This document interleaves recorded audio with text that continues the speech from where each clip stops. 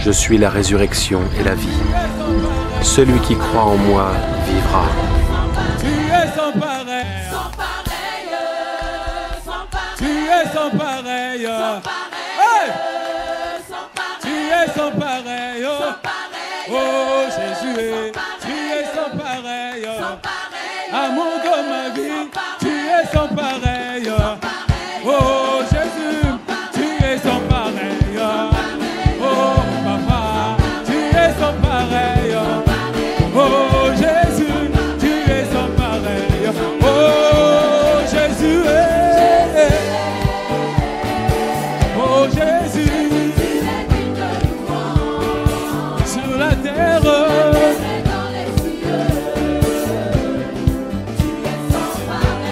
Oh Jésus, mon bien-aimé.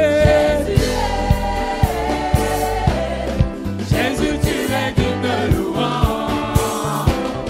Sur la terre et dans les cieux. Tu es sans pareil. Alléluia. Oh, alléluia. Oh, Jésus est bon. Alléluia.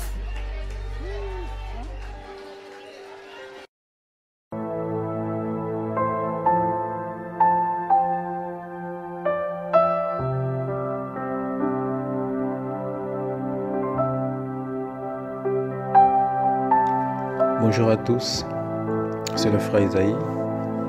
Que la paix et la grâce de notre Seigneur Jésus-Christ soient avec vous.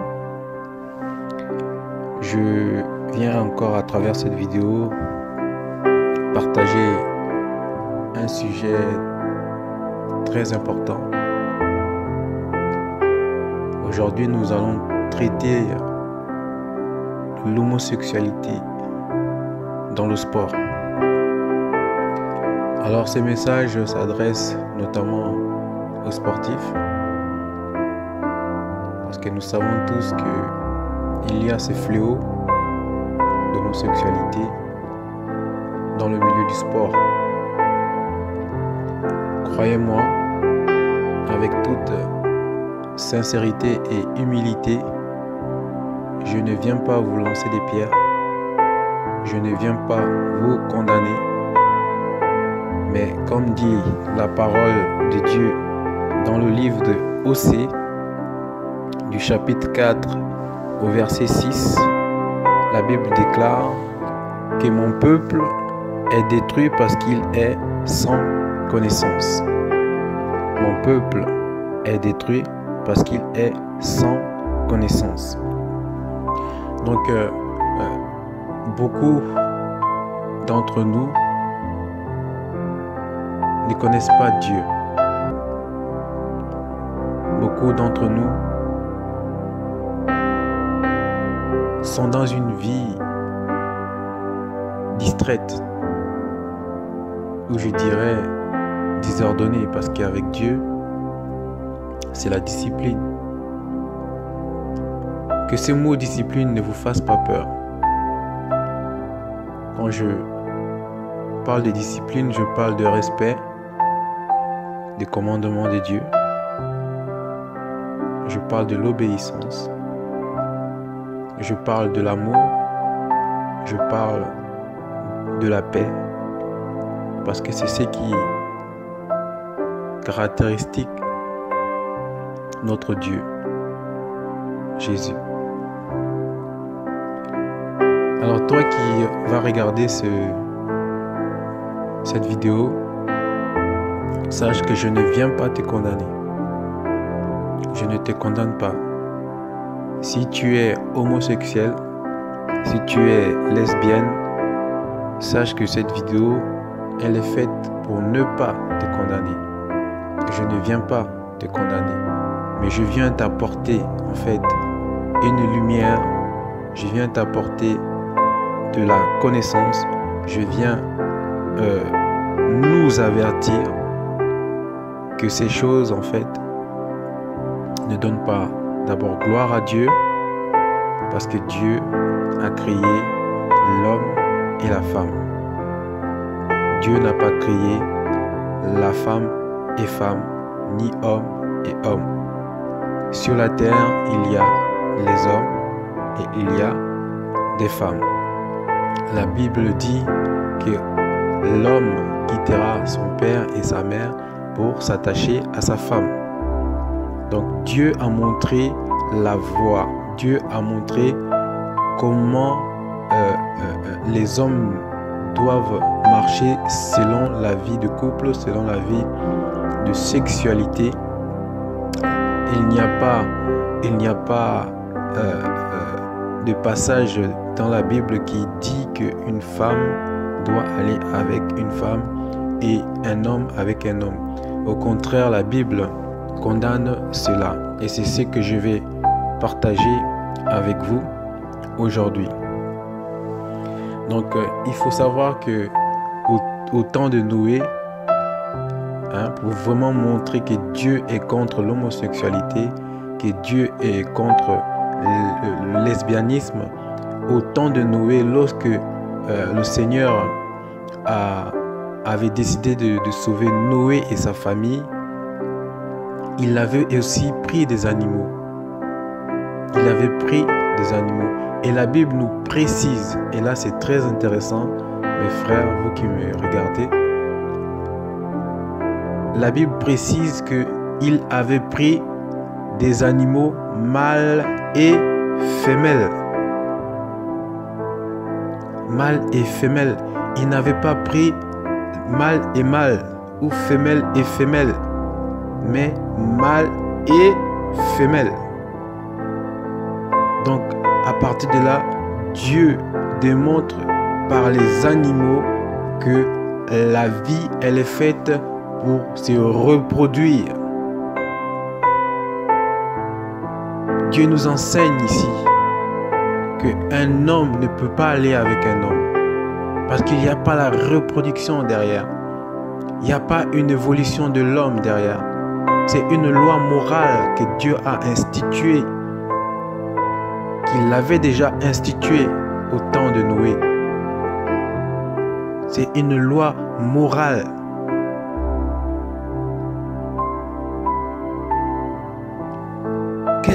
Qu'est-ce que l'homosexualité? Qu'est-ce qu'est l'homosexualité? Alors, au sens littéraire, l'homosexualité est une abomination devant Dieu. Et qu'est-ce qu'une abomination? Une abomination, c'est être en erreur ou c'est un acte abominable. Et Dieu, qui est le créateur de toutes choses, condamne cela. Dieu condamne cela. Dieu ne condamne pas les hommes que vous êtes, mais Dieu condamne les pratiques auxquelles vous faites. Dieu ne vous condamne pas. Ce message est fait pour vous amener à comprendre dans l'état auquel vous êtes. Moi qui vous parle, j'étais dans cet état. Et merci Jésus, il m'a fait grâce, il m'a sorti de là. Mon peuple périt par manque de connaissance. Donc cette vidéo, elle est faite pour vous apporter la connaissance, la vérité. Cette vidéo vous apporte la volonté de Dieu. C'est que Dieu attend de vous. Vous êtes faits à l'image de Dieu. Nous sommes créés à l'image de Dieu. Nous ne sommes pas des animaux.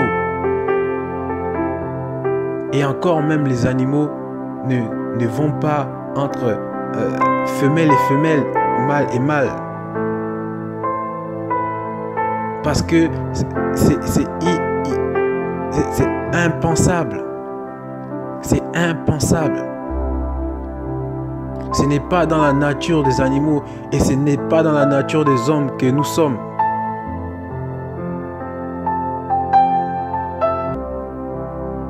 Nous devons sortir de ces choses. Nous devons abandonner ces pratiques. Cela nous amène à notre perte.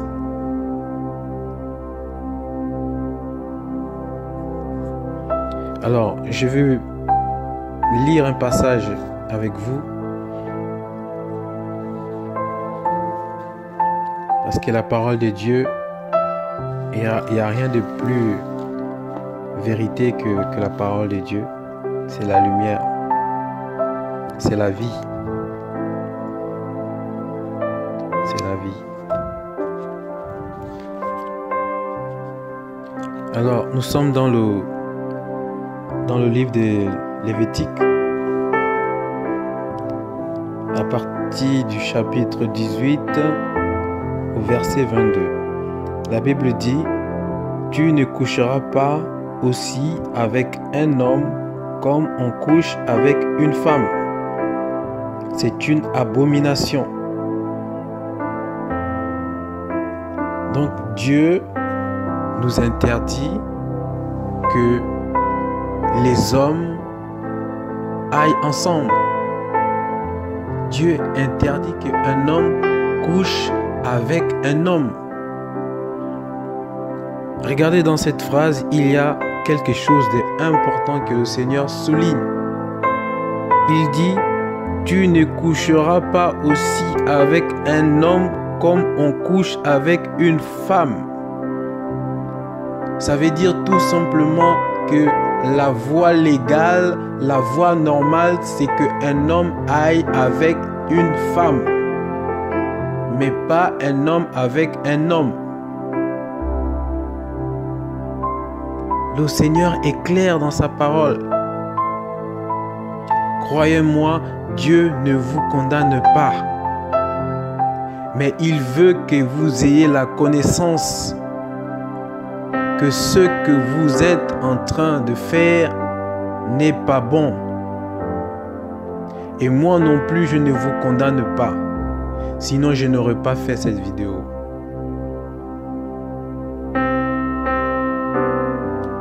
On va continuer. Je vais prendre un autre passage. Là, nous allons aller dans 1 Corinthiens chapitre 6, à partir du verset 9 à 10. La Bible déclare: ne savez-vous pas que les injustes n'hériteront pas le royaume de Dieu?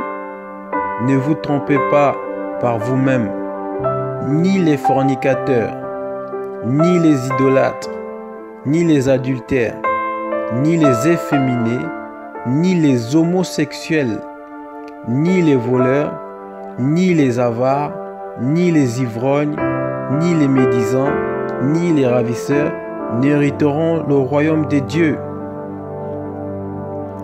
Là, le Seigneur nous donne beaucoup de renseignements par rapport à l'état des hommes que nous sommes, des fautes et des péchés que nous pouvons avoir eu à faire ou bien que nous sommes en train de faire.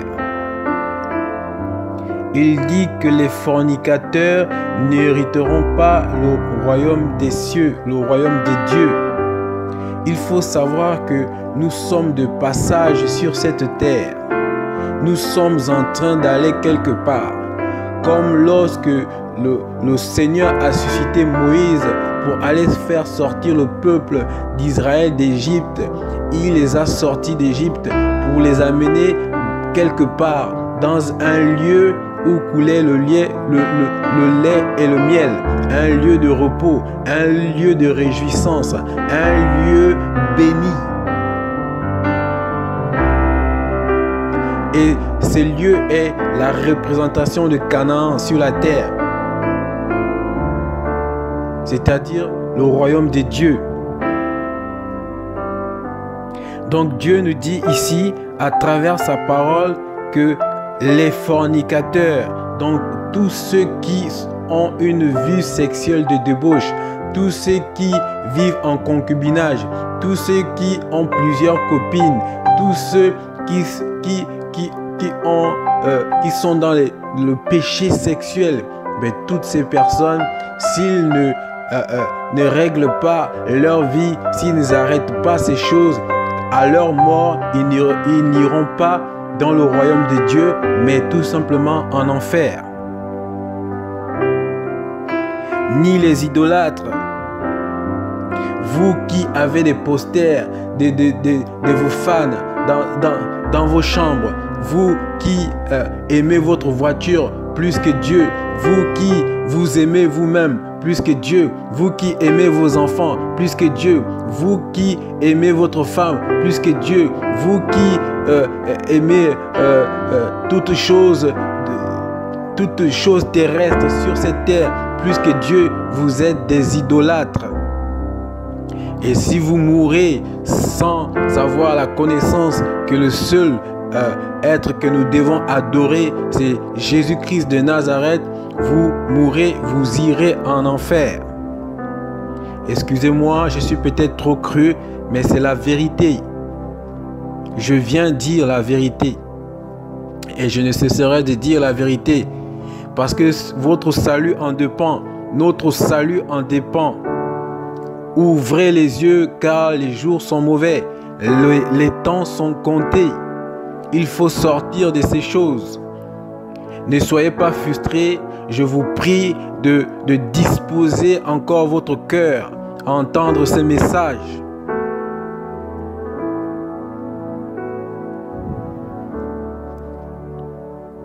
Ni les adultères. Toi qui trompes ta femme, toi qui trompes ton mari, tu meurs dans cet état de péché, tu iras en enfer.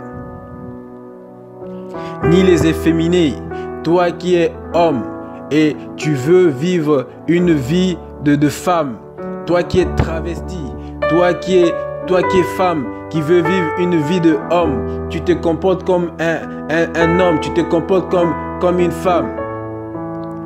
Dieu n'a pas mis cette nature en toi.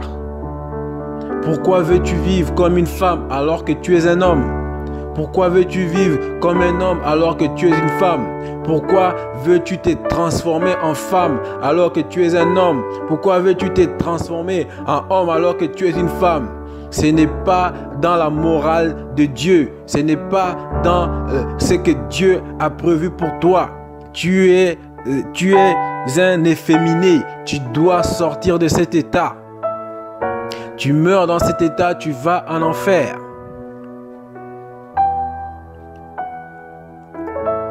Ni les homosexuels. C'est le sujet d'aujourd'hui. Toi qui couches avec un homme, tu meurs dans cet état, tu vas en enfer. Toi qui es femme et qui couches avec une femme, tu meurs dans cet état, tu vas en enfer. Toi qui es homme, qui couche avec un homme, tu es dans l'homosexualité, tu meurs dans cet état, tu vas en enfer.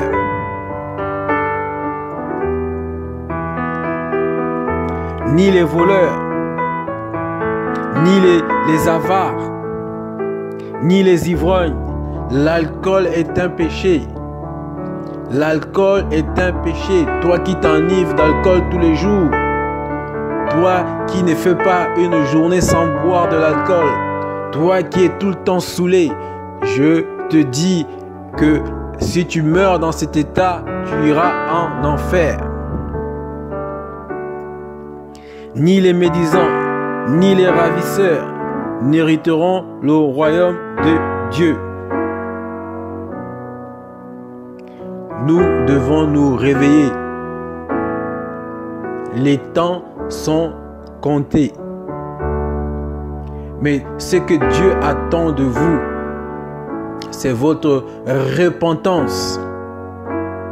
Je viens ce matin vous dire, repentez-vous. Si vous êtes concerné par les choses que nous venons de lire, je vous prie, repentez-vous. L'enfer n'est pas un lieu de repos.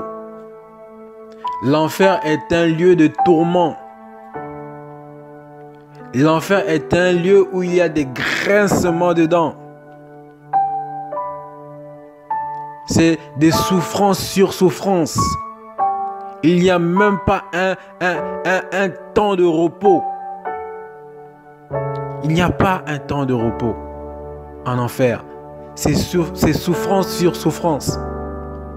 Je vous assure, c'est horrible. Je vous assure, c'est horrible. Vous allez me dire, mais est-ce que moi je suis allé là-bas? Non, j'étais en train d'aller là-bas. Mais la petite expérience que j'ai vécue, croyez-moi, j'ai eu la peur de ma vie. J'ai eu la peur de ma vie. Et je remercie encore Jésus-Christ de Nazareth d'être venu me secourir. Et pour lui, je ne cesserai de crier. Et pour lui, je ne cesserai d'annoncer l'évangile. Et pour lui, je ne cesserai de faire sa volonté. Et pour lui, je ne cesserai de disposer mon cœur pour ce grand Dieu qui s'est humilié, qui a été sacrifié pour nous. Et nous, en retour, nous continuons à le faire souffrir. Repentons-nous. Jésus nous aime. Jésus veut nous sauver. Jésus n'a pas créé l'enfer pour toi. L'enfer n'a pas été créé pour moi, mais pour Satan et ses anges. Mais si tu restes dans tous ces états, dans tous ces péchés qui ont été cités, si tu restes dans cet état, malheureusement, la justice de Dieu va te condamner. Ce n'est pas Dieu qui va te condamner, mais sa justice, cette parole que nous sommes en train de lire aujourd'hui, c'est elle qui va te condamner. Tu as encore le temps de sortir de là, parce que le souffle de vie est en toi, parce que tu es physiquement encore sur cette terre. Lorsque tu seras mort et que tu iras de l'autre côté du voile, parce qu'il y a un voile, il y a une séparation entre le monde physique et le monde spirituel. Lorsque tu auras traversé ce voile, sache que c'est fini. Il n'y aura plus rien à faire. Tu ne pourras plus revenir ici, sauf si Jésus t'accorde la grâce qu'il m'a accordée lorsqu'il est venu me secourir. Mais vaut mieux pas en arriver là, parce que c'est pas sûr que Jésus vienne te sauver ce jour-là. Sors de ce péché. Repens-toi et prends une autre direction. Jésus a besoin de toi. Jésus veut te sauver. Sors de l'homosexualité. Sors du lesbianisme. Sors du péché sexuel. Sors du concubinage. Si tu aimes ta femme, épouse-la. Arrête d'avoir des copines à gauche et à droite. Arrête d'avoir des copains à gauche et à droite. C'est immoral devant Dieu.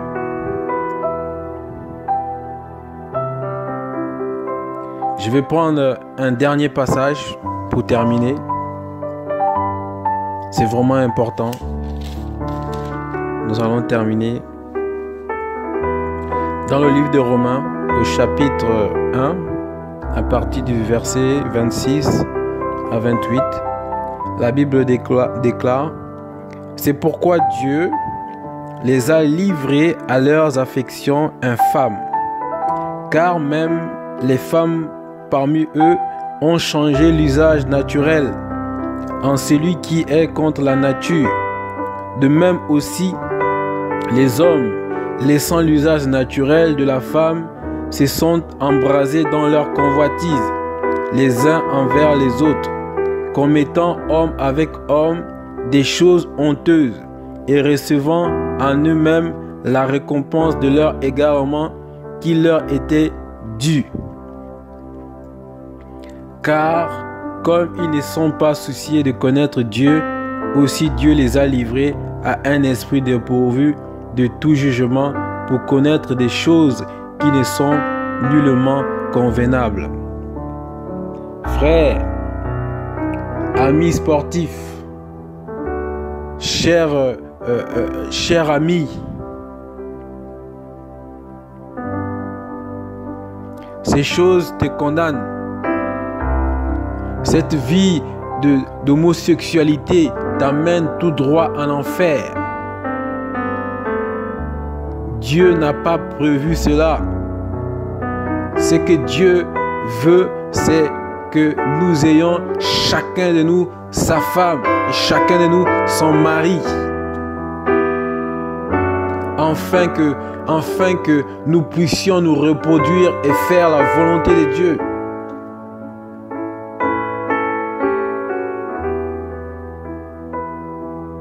Reprends l'usage naturel.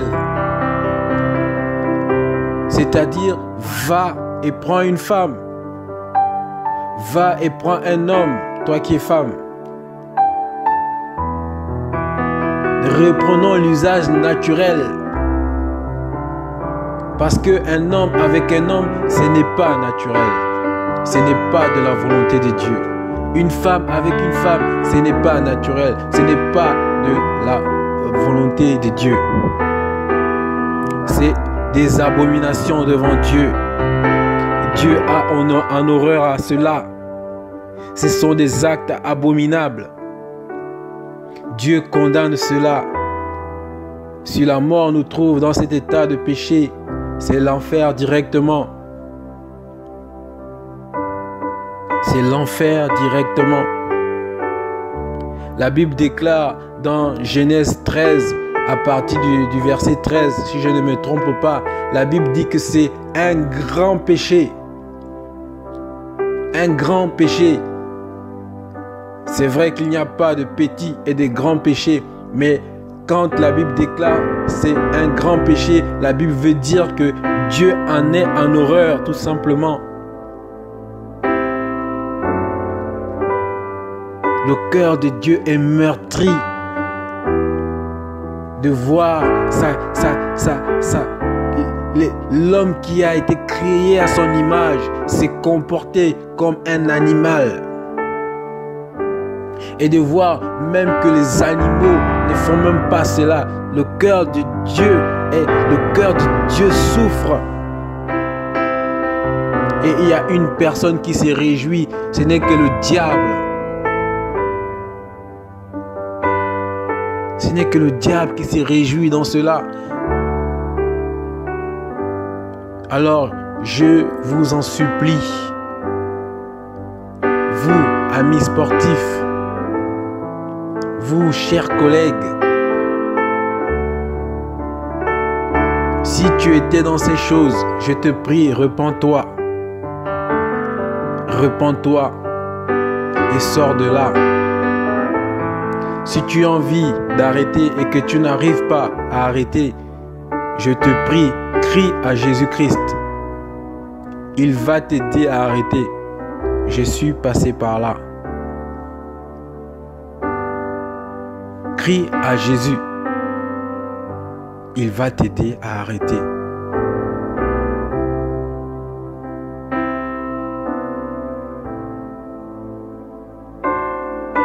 Je ne vous condamne pas à travers cette vidéo. Et Dieu, Jésus non plus, ne vous condamne pas. Mais si vous vous repentez, toutes ces choses que vous avez eu à faire, Dieu vous les pardonnera. Pendant qu'il est encore temps, vous avez encore le souffle de vie. Après la mort, c'est fini. Il n'y a pas de repentance de l'autre côté. La repentance doit se faire maintenant. Va dans ta chambre, plie tes genoux et crie à Jésus. Tout ce qui te passe par le cœur, c'est que tu veux arrêter. Crie à ce que, si tu veux éloigner cet homme de ta vie, crie à Jésus, qu'il te donne la force. Si tu veux chasser, arrêter avec cette femme, crie à Jésus, afin qu'il te donne la force. Avec ta propre force, tu n'y arriveras pas. Et toi qui as déjà arrêté ces choses, mais qui n'a pas donné ta vie à Jésus-Christ, sache qu'elle te condamne. Si tu meurs dans cet état, si tu ne t'es pas repenti, tu iras en enfer. Alors, si tu as arrêté ces choses et que tu as repris une voie normale, c'est bien, mais je te prie d'avoir une relation avec Dieu, afin que Dieu vienne dans ta vie et qu'il ôte toutes choses qui sont encore en esprit et qui te condamnent. Parce que tu as sémé, il y a des choses que tu as sémées dans ta vie et qui sont là, qui ne sont pas visibles, mais spirituelles. Il faut que tu aies une relation avec Jésus. Il faut que tu invites Jésus dans ta vie. Et c'est lui qui va enlever toutes ces semences que tu as eu à s'aimer lorsque tu étais dans l'homosexualité, lorsque tu étais lesbienne. Ne reste pas sans Jésus, parce que si tu meurs avec ces fardeaux, tu iras en enfer.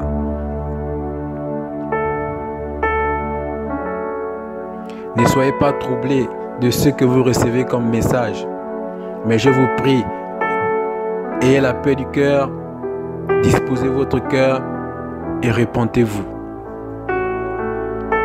Repentez-vous.